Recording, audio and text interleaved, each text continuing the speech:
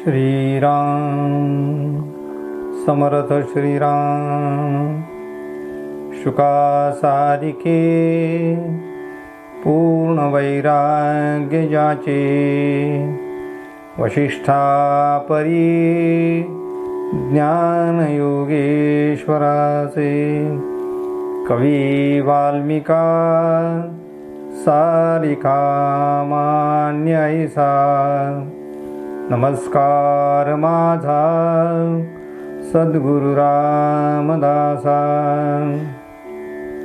मला वाटते अंतरित्वा बसावे तुझ्या दासबोधासी बोध व्हावे अपत्यापरी पाववी प्रेमग्रासा महाराज या सद्गुरु रामदासा जय जय रघुवीर समर्थ सब संतन की जय भारत माता की जय। श्रोता वक्ता श्रीराम समर्थ श्रीराम। उपस्थित सर्व आदरणीय साधक बंधू आणि भगिनींनो, श्री समर्थांनी केलेला दशक 9 समास 4 यामध्ये जो बोध केला आहे, जाणपण कोणाला म्हटलेला आहे, ज्याला जाणता म्हणतात, असा जाणता पुरुष कोण याचं वर्णन समर्थ अत्यंत स्पष्टपणे करतात आहे। समर्थ इथे म्हणतात आहे,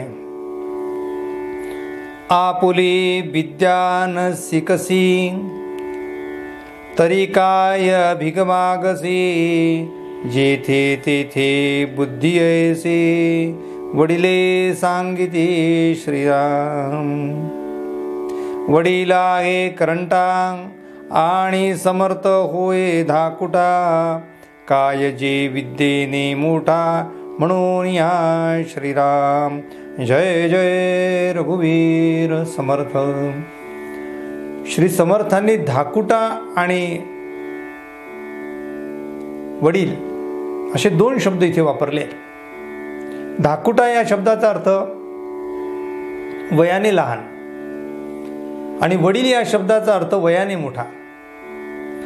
मग आता मोठेपण कोणाला प्राप्त होते असा जर प्रश्न कोणी विचारला तर समर्थ इथे उत्तर देतात, मोठेपण विद्येने प्राप्त होते। तो धाकुटा राहत नाही, तो धाकुटा ज्येष्ठ होतो, श्रेष्ठ होतो आणि वडील जो आहे तो करंटा ठरतो। इथे वयाचं बंधन नाही तर इथे ज्ञानाचं आहे। प्रत्येक ठिकाणी कुठेतरी तरतम भाव कमी जास्तपणा असतो। समाजामध्ये आम्ही पाहतो की श्रेष्ठत्व कोणाला कुठे मिळते। एक श्रेष्ठत्व वयाचं आहे, दुसरं श्रेष्ठत्व शक्तीचं आहे, तिसरं श्रेष्ठत्व धनाचं आहे आणि चौथं श्रेष्ठत्व हे ज्ञानाचं आहे। म्हणून ज्ञानाला महत्व आहे। म्हणून समर्थ इथे सांगतात आहे, सर्वात जास्त कशाला महत्व आहे? वडील आहे करंटा म्हणजे तो काही काम करत नाही आणि समर्थ होय धाकुटा, समर्थ कष्ट करतोय। काजे विद्येने मोठा म्हणून या श्रीराम। तो धाकुटा मोठा का झाला याचं उत्तर समर्थ देतात, विद्येने मोठा झालेला आहे। म्हणून सर्व समाजाने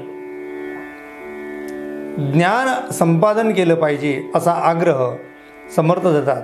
जे मला येते ते माझ्यापुरता मर्यादित न ठेवता ते आपण इतरांना सुद्धा शिकवावं आणि दुसऱ्याला सुद्धा मोठं करावं असं समर्थ सांगतात। विद्या नाही, बुद्धी नाही, विवेक नाही, साक्षेप नाही, कुशलता नाही, व्याप नाही, म्हणून प्राणी करंटा. श्रीराम प्राणी करंटा का होतो याचं उत्तर समर्थ देतात.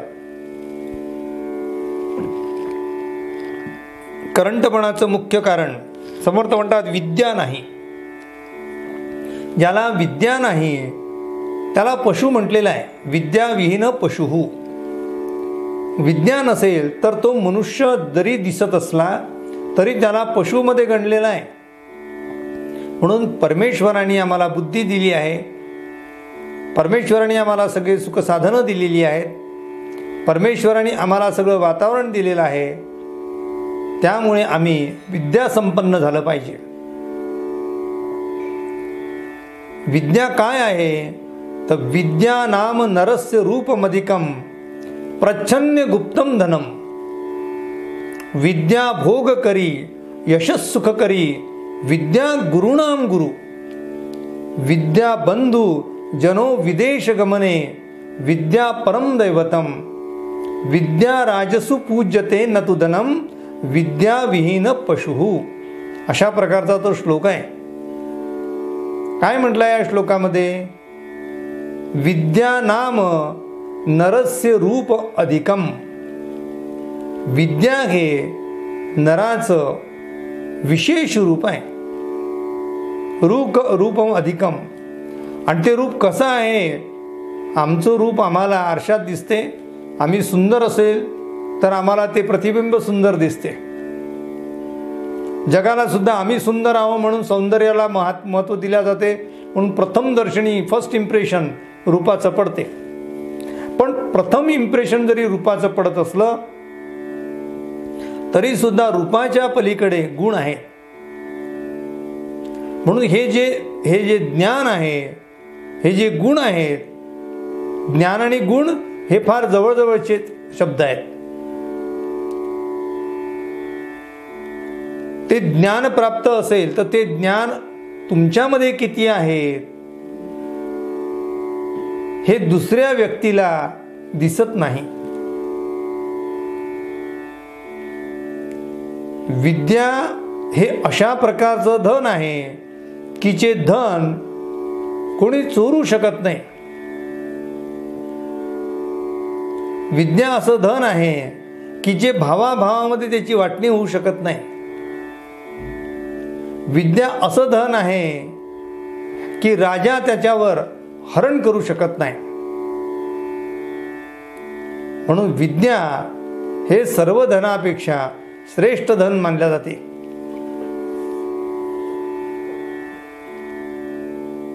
म्हणून विद्येला आम्ही प्राप्त केलं पाहिजे. विद्या नाम नरस्य रूपमधिकम प्रच्छन्न गुप्तम धनम. ते गुप्त आहे. गुप्त धन कसं असते ते कुणाला दिसत नाही पण ते असते. तसं माणसामध्ये ज्ञान आहे. ते ज्ञान गुप्त आहे. प्रथम दर्शनी पाहिल्याबरोबर त्या व्यक्तीमध्ये ज्ञान आहे हे ओळखू येत नाही. परंतु ती विद्या माणसाला सर्वत्र उपयोगी पडते. विद्या भोग करी. भोग याचा अर्थ आनंद. भोग याचा अर्थ सुख. सगळ्या प्रकारचे सुख आमच्याकडे या विद्येमुळे प्राप्त होतात. विद्या जर नसेल तर माणसाला दुःखात जीवन काढावं लागते. विद्या भोग करी यश सुख करी विद्या गुरुणाम गुरु. विद्या बंधू जनो विदेश गमने. परदेशात गेल्यानंतर आमच्याबरोबर आमचं कोण आहे? सुभाषितकार म्हणतात आहे की आमच्याबरोबर आमची विद्या आहे. विदेशात गेल्यानंतर विद्या ही आम्हाला बंधूप्रमाणे मदत करते. विद्या बंधू जनो विदेश गमने. विद्या परम दैवतम. नुसतं दैवत नाही आहे मानवाचं. विद्या हे परम दैवत मानलेलं आहे. विद्येला सर्व पूजन करतात. राजा सुद्धा विद्वानाला आपल्या पदरी ठेवतात. विद्या राजसु पूज्यते न तु धनम. धनाची पूजा नाही. आणि विद्या जर नसेल तर काय अवस्था आहे? विद्याविहीन पशुहू. म्हणून विद्येला आम्ही सोडता कामा नये, आम्ही विद्यासंपन्न झालं पाहिजे. म्हणून समर्थ म्हणतात आहे, कोणाला करंटा म्हणावं? पहिली गोष्ट विद्या नाही, बुद्धी नाही, विवेक नाही. पहा, बुद्धी आणि विवेक याच्यात फरक केला आहे समर्थांनी. बुद्धी कुबुद्धी सुद्धा असू शकते, सद्बुद्धी सुद्धा असते. समर्थ म्हणतात बुद्धी तर हवी, पण ती विवेकी बुद्धी असली पाहिजे. याला सत्सत विवेक बुद्धी म्हटलाय. तो साक्षेपी असला पाहिजे. साक्षेप याचा अर्थ प्रयत्न. तो सदैव प्रयत्नशील असला पाहिजे. सगळ्या गोष्टी आमच्याजवळ असतात, माणसं प्रयत्नच करत नाही. यश का मिळत नाही हो? यश न मिळण्याचं कारण आपला अवगुण आहे. अचूक यत्न करेना. श्री समर्थांनी इतके सुंदर वचन दासबोधात आपल्यासाठी लिहून ठेवले आहेत की ज्या वचनामुळे आम्हाला आमचं जीवन अधिक संपन्न करता येईल. म्हणून आम्ही अचूक प्रयत्न करा समर्थ म्हणतात. अचूक म्हणजे न चुकता. या जगामध्ये अयशस्वी कोण होतो? जो अचूक प्रयत्न करत नाही तो अयशस्वी होतो.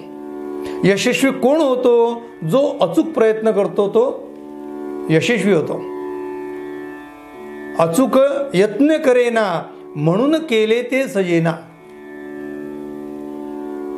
आपला अवगुण जाणवेना काही केल्या. आमचा अवगुण कोणता आहे? तर आम्ही प्रयत्न योग्य करत नाही. याला समर्थांनी ते साक्षेप शब्द वापरलाय. म्हणून करंटा कोण? की ज्याच्याजवळ विद्या नाही, बुद्धी नाही, विवेक नाही, साक्षेप नाही, कुशलता नाही, व्याप नाही. कुशलता आणि व्याप. व्याप या शब्दाचा अर्थ व्यापार, मोठा धंदा. त्यामध्ये कुशलता पाहिजे, कौशल्य पाहिजे. म्हणून ज्ञानानंतर कौशल्य येते माणसामध्ये. ज्ञान, आकलन, उपयोजन आणि कौशल्य अशा प्रकारे 4 गोष्टी विद्यार्थ्यांना आम्हाला शिकवाव्या लागतात. ज्ञान म्हणजे माहिती. अर्थात ज्ञान म्हणजे माहिती नाही, पण विद्यार्थ्याच्या दृष्टीने आम्ही जे देतो त्याला आम्ही ज्ञान असं म्हणतो. अर्थात ती माहिती आहे. समर्थांच्या भाषेमध्ये ज्ञान म्हणजे आत्मज्ञान, पाहावे आपणासे आपण, या नाव ज्ञान. पण भौतिक दृष्टीने तरी त्याला आम्ही ज्ञान म्हणू. हे पारमार्थिक दृष्टीने आम्ही याला ज्ञान जरी म्हणत असलं तरी भौतिक दृष्टीने आम्हाला जी माहिती मिळते ते ज्ञान आहे. मग नुसतं ज्ञान मिळून काय फायदा? ज्ञानानंतर त्याला आकलन म्हणजे त्याला ते कळलं पाहिजे. असं नाही असं वागा, मला माहिती मिळाली किंवा अशा प्रकारचा कोरोना आजार आहे, या आजारामध्ये योग्य आपण अंतर ठेवलं पाहिजे, सॅनिटायझर वापरलं पाहिजे, जेवणापूर्वी व्यवस्थित हात धुतले पाहिजे, गर्दीत जाऊ नये, ही माहिती मिळाली. पण आकलन नाही. आकलन नाही म्हणजे काय? माहीत आहे, ज्ञान झालं, पण प्रत्यक्ष तसा तो वागत नाही. पण माहीत झाल्यानंतर त्याला जर आकलन झालं असेल त्या गोष्टी, तर तो त्याप्रमाणे वागण्याचा प्रयत्न करतो. मला कळलं, आता लोकांनी सांगितलं, मला कळलं. कळल्यानंतर काय? त्याचं उपयोजन. उपयोजन म्हणजे प्रत्यक्ष प्रॅक्टिकल वर्क. प्रॅक्टिकल वर्क याचा अर्थ उपयोजन. त्या उपयोजनानंतर कौशल्य, की कुठल्याही परिस्थितीमध्ये मी बेसावध राहणार नाही, अखंड सावधान असावे. श्री समर्थांचं वचन प्रसिद्ध आहे, अखंड सावधान असावे, दुश्चित कदापि नसावे. आपण दुश्चित झालो म्हणजे दुर्लक्ष केलं की आपल्याला अडचण येते. समर्थ तेच म्हणतात आहे की आम्ही साक्षीभी असलं पाहिजे, आम्ही प्रयत्नशील असलं पाहिजे, सगळ्या बाबतीत प्रयत्नशील असलं पाहिजे. संकटे, रोग आणि अडचणी जीवनात सगळ्यांच्या येत असतात. असा कोणी जगामध्ये नाही आहे जन्माला आलेला की ज्याच्या जीवनात अडचण नाही, ज्याच्याकडे आजार आला नाही आणि ज्याच्याकडे संकट आलं नाही. कोणी नाही आहे. सगळे महापुरुषांपासून तर सामान्य पुरुषांपर्यंत सगळ्यांच्या बरं जो जितका मोठा आहे तितक्या त्यांच्या जीवनामध्ये या अडचणी जास्त आल्या आहे, लक्षात घ्या. उलट भगवंत अशाची परीक्षा पाहत असतो, हेही लक्षात घेतलं पाहिजे. परीक्षा त्याची घेतल्या जाते जो परीक्षेमध्ये बसण्याच्या योग्यतेचा असतो. म्हणून संकट अडचण आमच्यावर आली म्हणून घाबरून जाऊ नका. घाबरणे, भिणे याचा अर्थ भगवंतावर विश्वास नसणे. माझा भगवंतावर विश्वास आहे, तो सगळं योग्य करणार आहे. सकल करणे जगदीशाचे असं जेव्हा आम्ही म्हणतो तेव्हा आम्ही आमचा पूर्ण प्रयत्न करावा आणि त्यानंतर भगवंतावर पूर्ण विश्वास ठेवावा. भगवंत आपल्याला त्या संकटातून आपोआप दूर करणार आहे. सूर्यावर ढग आले याचा अर्थ सूर्य हा जरा मंदावलेला दिसतो, जरा अप्रकाशित दिसतो. पण ढग निघून गेले की पुन्हा तो सूर्य तसाच तेजस्वी आहे, तोच तेजपुंज आहे. याचा अर्थ काय घ्यावा? आमचं जीवन मुळामध्ये आनंदी आहे, प्रसन्न आहे. एखादं संकट येते, एखादी आपत्ती येते, एखादी अडचण येते, एखादा आजार येतो, पण तेवढ्या आजाराने किंवा तेवढ्या अडचणीने किंवा तेवढ्या संकटाने माणसाने घाबरून जाऊ नये. समर्थांचं वचन कायम लक्षात ठेवलं पाहिजे. धीर धरा, धीर धरा, तकवा, खडबडू गडबडू नका, केल्याने होत आहे रे, आधी केलेची पाहिजे. यत्न तो देव जाणावा.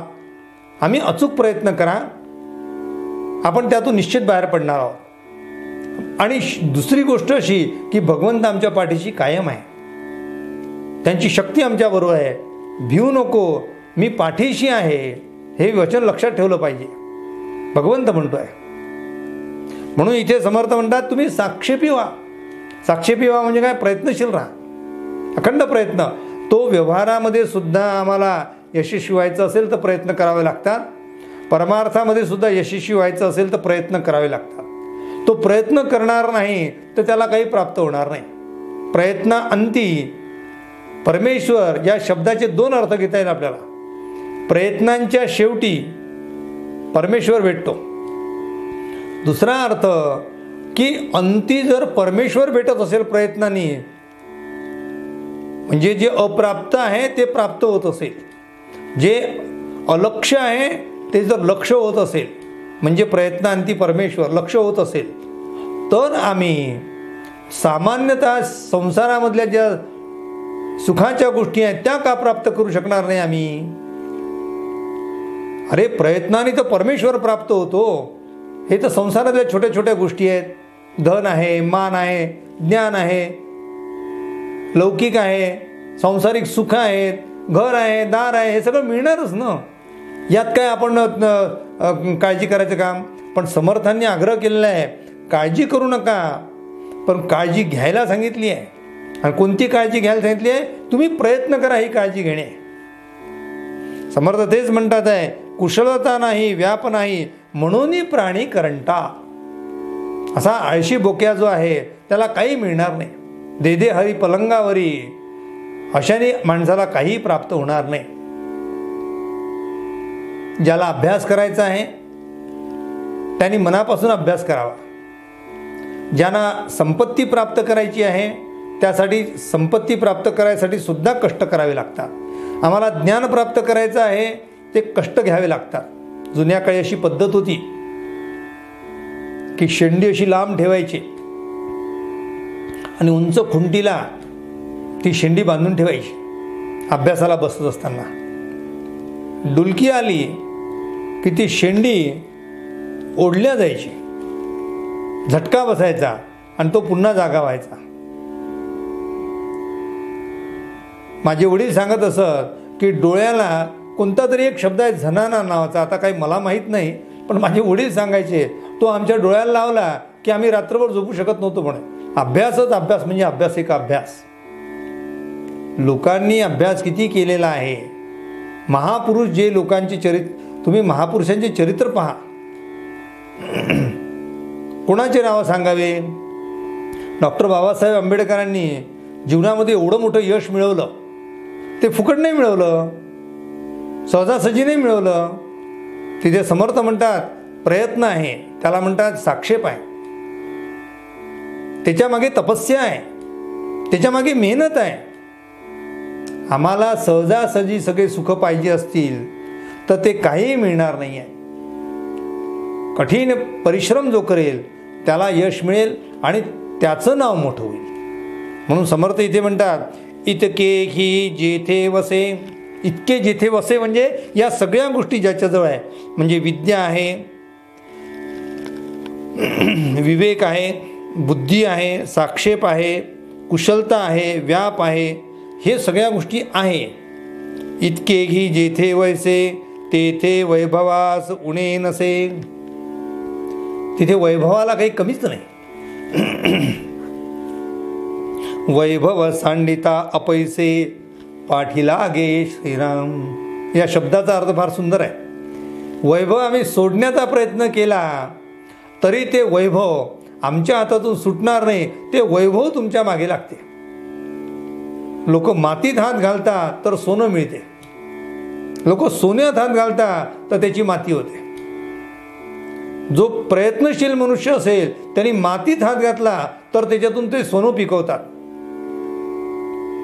आणि वैभवात झोपणारे माणसं ज्यांना काही मिळत नाही आहे, कष्ट नाही, मेहनत नको, त्यांनी जर आम्ही सोन्यामध्ये हात घातला तर त्या सोन्याची सुद्धा ते माती करून टाकतात. समर्थांचं वचन इथे काय आहे की वैभव पाठी लागे. याचा अर्थ तुम्ही वैभव सोडण्याचा प्रयत्न केला की मला काही नको. अहो काही नको म्हटलं की लोक तुमच्या पाठीमागे लागतात. काही देव म्हटलं की आपल्याला काही मिळत नाही. मला काही नको या म्हणण्यानेच भगवंत सर्व काही तुम्हाला देत असतो. ते वैभवही तुमच्या पाठीमागे लागते. पण त्याच्यासाठी काय करावं लागते, स्वतःला मोठं करावं लागते, स्वतःला मेहनतीने ज्ञान प्राप्त करावं लागते. त्या शेरमध्ये का म्हटलेलं आहे, अप्रतिम आहे. आमचे दादा नेहमी म्हणत असत, खुदी को कर बुलंद इतना प्यारे, खुदी को कर बुलंद इतना प्यारे, हर तकदीर बनाने से पहले, हर तकदीर बनाने से पहले खुदा बंदे से कुछ पूछे बता तेरी रजा क्या है. भगवंत जर प्रगट झाला तर भगवंताला मला मागायचं काम पडणार नाही. भगवंतच तुम्हाला म्हणेल की बेटा तू इतका मेहनती आहे, तुला काय पाहिजे तेवढं सांग. या शेर याचा अर्थ आणि समर्थाने इथे दिला आहे की वैभव तुमच्या पाठी लागे. याचा अर्थ काय, एकच अर्थ आहे.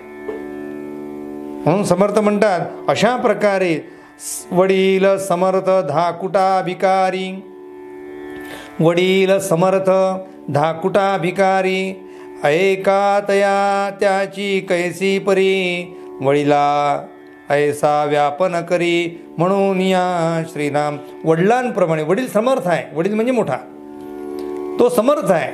का समर्थ आहे, कारण तो मेहनत घेतो आहे म्हणून. धाकुटा भिकारी दिसतोय का, म्हणून तो धाकुटा हा मेहनत करत नाही म्हणून. म्हणून धाकुटेपण आणि मोठेपण हे नुसतं वयावर अवलंबून नाही तर त्याच्या प्रयत्नावर, त्याच्या ज्ञानावर अवलंबून आहे. म्हणून समर्थ म्हणतात इह लोकामध्ये आम्हाला सुख प्राप्त करायचं असेल तरी सुद्धा मेहनतीची गरज आहे. आणि परलोक प्राप्त करायचं असेल आणि तेथे जरी सुख हवं असेल तरी सुद्धा तुम्हाला ते कष्ट आणि परिश्रम घ्यावे लागतील. जैसी विद्या तैसा हाव, जैसा व्याप तैसे वैभव, तोला सारिका हाव भाव, लोक करीती श्रीराम. विद्या नसे वैभव नसे, तेथे निर्मळ कैचा असे, करंटपणे ओखटा दिसे, ओंगळ आणि विकारी श्रीराम. ओंगळ आणि विकारी माणूस का दिसतो आहे याचं कारण त्याच्याजवळ विद्या नाही, वैभव नाही, निर्मळता नाही आणि नुसता आळस भरलेला आहे. त्याला काही मिळणार नाही.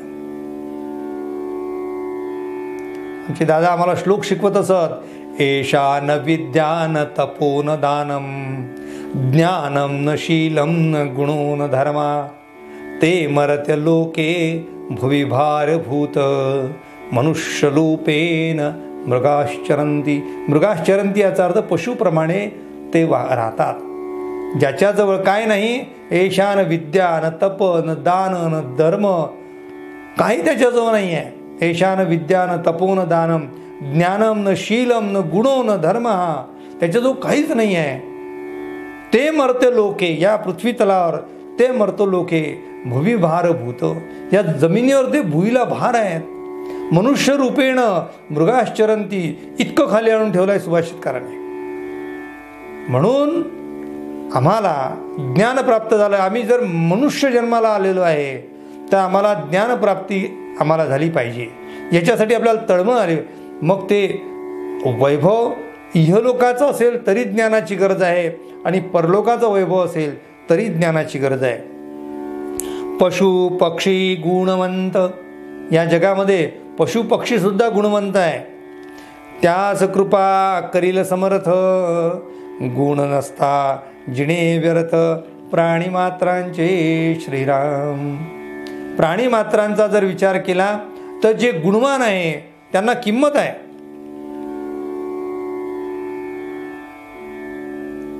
पोलीस डिपार्टमेंटमध्ये ते बॉम्ब पथकामध्ये जे बॉम्ब शोधणारे जे कुत्रे आहेत त्या कुत्र्यांची इतकी व्यवस्था आहे, तेवढी व्यवस्था कोणाची नसणार. का त्यांना किंमत आली आहे? गुण आहे म्हणून किंमत आहे. बाकी आमच्या घराच्या आजूबाजूला फिरणारे जे कुत्रे आहे ते सगळे उकरडे उंकरतात आहे. त्यांना खायला भाकरी मिळत नाही, वणवण फिरतात आहे.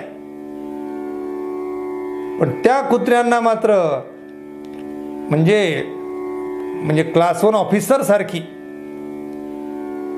VIP ट्रीटमेंट त्या कुत्र्यांना मिळते. असं का? समर्थ म्हणतात पशु पक्षी गुणवंत. अनेक गोष्टी आम्हाला पाहायला मिळतात. आपल्या घरामध्ये पोपट असतो, तो गोड बोलतो, गुणवंत आहे.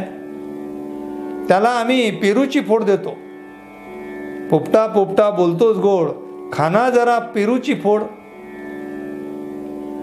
पोपट गोड बोलतो म्हणून पोपटाला किंमत आली आहे. ज्या ज्या प्राण्यांना जे जे गुण प्राप्त झाले आहे त्या गुणांमुळे त्यांना किंमत आलेली आहे. किती प्राण्यांची नावं सांगायची? अनेक गुणवंत प्राणी आहेत. हत्तीसारखा गुणवंत प्राणी नाही. त्याच्यातली जी शक्ती आहे आणि त्याच्यातली जी बुद्धी आहे याचा वापर सर्वांनी करून घेतलेला आहे. जुन्या काळात ते राजे लोक हत्ती ज्यांच्याकडे जास्त असेल ते मोठं वैभव समजल्या जात होतं. घोड्याला किती किंमत आहे. आजही आमच्या घरामध्ये असलेली जी मोटर आहे त्याला सुद्धा आम्ही शब्द वापरतो हॉर्स पॉवर. गुणवंत आहे. म्हणून ज्याच्यामध्ये जे गुण आहेत त्या गुणांमुळे त्याला किंमत येते, व्यक्तीला किंमत नाही. म्हणून समर्थ म्हणतात पशु पक्षी गुणवंत, त्यास कृपा करील समर्थ गुण नसता जिणे व्यर्थ प्राणीमात्रांचे श्रीराम. गुण नाही, वैभव नाही, सामर्थ्य नाही, महत्व नाही, व्याप नाही, वैभव नाही, प्राणीमात्रासी श्रीराम. या कारणे उत्तम गुण तेची भाग्याचे लक्षण, लक्षणे विण अवलक्षण सहजची झाले श्रीराम. कोणाला भाग्यवंत म्हटलंय समर्थांनी? जो गुणवंत आहे त्याला भाग्यवंत म्हटलंय. आणि गुणवंत कोण आहे? जो प्रयत्नशील आहे तो. मी जेव्हा तबला शिकायला आमच्या गुरूंकडे गेलो होतो त्यावेळेस गुरूंनी आम्हाला सांगितलं होतं की तबला शिकणं ही काही तोंडाची खेळ नाही आहे. की आज गेला आम्ही प्रश्न विचारायचो, गुरुजी आम्हाला तबला किती दिवस शिकायला? तेव्हा इतक्या लवकर जमणार नाही, चांगली तुला 10 वर्ष मेहनत घ्यावी लागेल. 10 वर्ष मेहनत तबला शिकायला? असं काय आहे? ते म्हणजे आयुष्य लोकांचं जाते तरी त्याच्यात ते परिपूर्ण होत नाही. गुण प्राप्त करण्यासाठी परिश्रमांची गरज आहे. राहिलेला भाग आपण उद्याच्या निरूपणात पाहू. उपासनेला दृढ चालवावे, भूदेव संतासी सदा नमावे. सत्कर्मयोगे वय घालवावे, सर्वामुखी मंगल बोलवावे. जय जय रघुवीर समर्थ, सब संतन की जय. भारत माता की जय. श्रोता वक्ता श्रीराम समर्थ श्रीराम.